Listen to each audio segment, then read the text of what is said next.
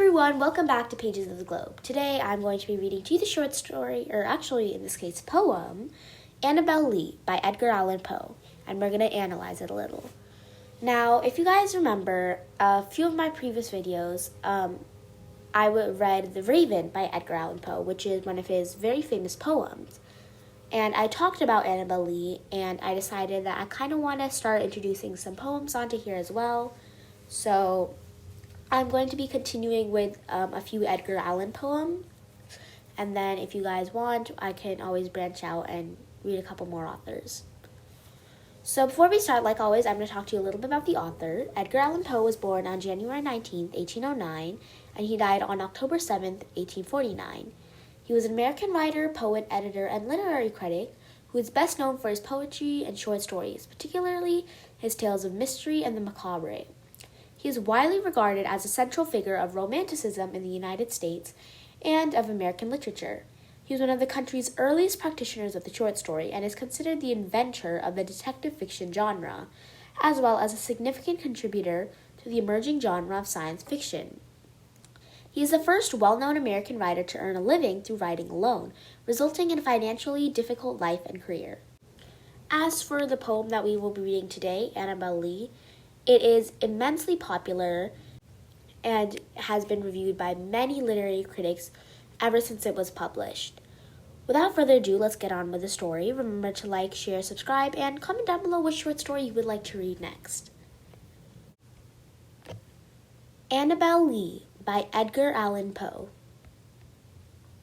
It was many and many a year ago, in a kingdom by the sea, that a maiden there lived, whom you may know by the name of Annabel Lee. And this maiden she lived with no other thought than to love and be loved by me. I was a child, and she was a child, in this kingdom by the sea, but we loved with a love that was more than love, I and my Annabel Lee, with a love that the winged surface of heaven coveted her and me. And this was the reason that long ago, in this kingdom by the sea, a wind blew out a cloud, chilling my beautiful Annabel Lee, so that her high-born kinsmen came and bore her away from me, to shut her up in a sulphur in this kingdom by the sea. The angels, not so half-happy in heaven, went envying her and me. Yes, this was the reason, as all men know, in this kingdom by the sea, that the wind came out of the cloud by night, chilling and killing my Annabel Lee. But our love, it was stronger by far than the love of those who were older than we, of many far wiser than we, and neither the angels in heaven above, nor the demons down under the sea, can ever dissever my soul from the soul of the beautiful Annabel Lee. For the moon never beams without bringing me dreams of the beautiful Annabel Lee, and the stars never rise, but I feel the bright eyes of beautiful Annabel Lee. And so all the night tide I lie down by my side of my darling, my life and my bride, in her sulphur there by the sea, in her tomb by the sounding sea. All right, so that was Edgar Allan Poe's Annabel Lee. Now, like always, we're just going to start off with a quick overview of what actually goes on in this poem, and then we're going to jump straight into the analysis. Now, since this is a poem, obviously this is going to have way more of depth into it. Some of the short stories that we read on here are more just like, they just have a simple moral, or they're more like parables, but this is a poem that is pretty deep. And so while it is a pretty short poem, it's just a 2-minute long poem, but the actual symbolization in it and all the metaphors and similes and figurative literature is very deep. So it's going to take a long time to analyze all of this. So just understand that, because the poem itself is actually just 2 minutes long. Now, Annabel Lee by Edgar Allan Poe is a lyrical narrative poem, a lyrical narrative ballad, actually, about a man who is haunted by his lost lover, Annabel Lee. The central message of this poem is kind of like the power of love to transcend death. And the main speaker in this is just this man who is deeply in love, possibly even like Poe himself. This is like a very dark, kind of hypnotic poem at one point. And Poe has a very unique way of like captivating the readers and revealing the cynical nature of the content itself. So Edgar Allan Poe writes Annabel Lee in this very like unique kind of tone, as was one of the trademarks. When the poem begins, it just sounds like a very nice fairy tale, and it gives like the reader almost a feeling that, oh, everything's good and happy, they're in love. And then underneath this joyful tone is a tone that's much, much more ominous. And Poe uses certain words and phrases that give this an eerie feeling. So like partway through the poem, the readers kind of start to understand that this is not some random, normal, common fairy tale. This is more like a dark and terrifying story, because the tones and rhythms that Poe is using to create, he's trying to create almost a hypnotic effect. This poem reads like almost a nursery rhyme in the way that it sounds, which allows this reader to kind of venture back into childhood days and relate with the speaker, but the content of the poem is not really suitable for children.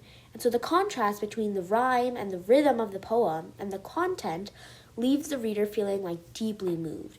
And this is a skill that you're going to see a lot in many of the Poe poems that we will be reading, because his tone is entirely unique. He has like a way of grasping the reader's attention and then pulling them into his work before he reveals like the actual dark and cynical nature of content, which you might be able to relate to a lot of the stories that we have been recently reading, because in the beginning they sound like very like a normal story. Then as we like go forward, it just turns into this very like scary, almost like strange type of story. And we've seen this so many times, like with the landlady, I would maybe even say the monkey's paw, definitely the telltale heart, sort of, Clockwork Evangeline, Butterfly Dreams, The Lottery. A lot of the stories that we have read, honestly, depict something like this. So, yeah. Now, as for the actual analysis, there are a good amount of lines. So I'm just going to go over, like, a couple of the lines that I think are the most important. So, line 5 to 6, which says, "And this maiden, she lived with no other thought than to love and be loved by me." They kind of reveal the youth of both the speaker and the maiden. They have no other thoughts of or concerns about love and love alone. The reader quickly realizes that both the speaker and Annabel Lee are young and in love. This sets up the speaker and Annabel Lee as very relatable characters, as the majority of readers will be able to connect with a memory of young love, right? Now, as we continue on, we're just reading about this love. And we get to lines 9 and 10 where the speaker says, "But we loved with a love that was more than love, I and my Annabel Lee." So he's just trying to ensure the readers that just because they're children, that doesn't mean that their love is not real. It is very much real. And this speaker certainly felt that this love at the deepest level, and it's certain that Annabel Lee feels it no less. And the repetition of her name also serves to further acquaint the reader with the subject of the poem, so that the reader can relate to the speaker and sentiments toward Annabel Lee. Now, we're just going to continue on. He's kind of still talking about this. And we get to lines 13 to 16 where he says, and this was the reason that long ago in this kingdom by the sea, a wind blew out of a cold, chilling my beautiful Annabel Lee. So that's kind of when there's an abrupt shift. This is no longer this normal fairy tale where they're just young and in love. She's catching a cold from a wind that blew out of a cloud.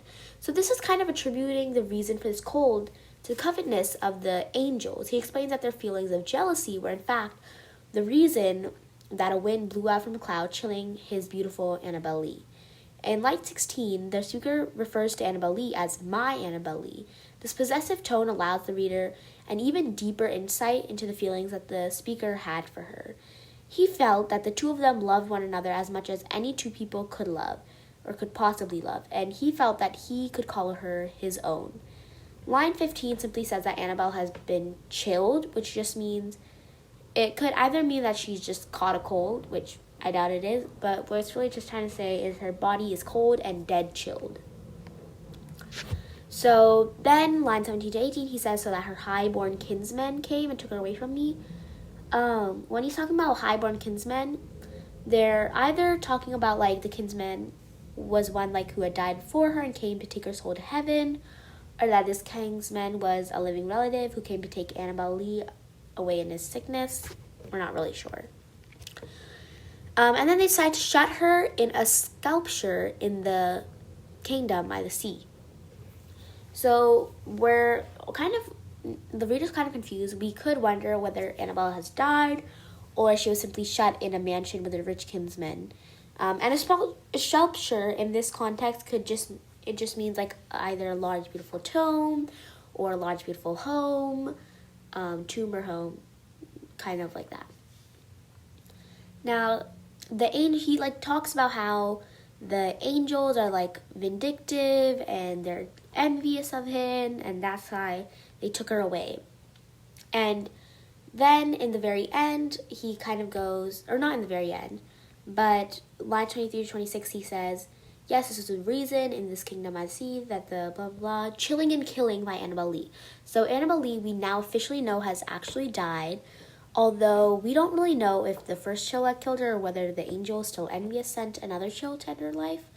But this is a very ironic contrast, right, between the fairy tale tone with the content of these lines, because there's no fairy tale ending, and thus the tone causes the reader to feel this pang of loss and death all the more. Now, as we continue on, we just kind of, like, he's just kind of obsessing over her. He's like, oh, she's, like, finally, she's away, I'm not going to be with her anymore.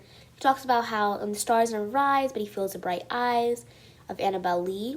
And he talks about in one of his poems, lines 31 to 34, he says, like, can ever, nor the demons down under the sea, can ever dissever my soul from the soul of the beautiful Annabel Lee. So these lines are kind of revealing that the speaker would not stop loving Annabel Lee even though her death took her away from him. He claims that his soul would go on loving her soul, so that even the angels of death could not succeed in separating them from one another. And while they may have taken her body away from him physically, he asserts that they could never tear their souls apart from one another. Now, in the very end, his last, like, 2 lines, he just says, in his shelter there by the sea, in her tomb by the sounding sea. So he's still lying down by the tomb of the one that he loved. This fairy tale took a very dark turn when the angels sent a chilly wind to take Annabel Lee, and now it ends not with happily ever after, but a broken-hearted man who sleeps by the grave of his lover at night. While this is a tale of undying love, it's certainly not a typical fairy tale.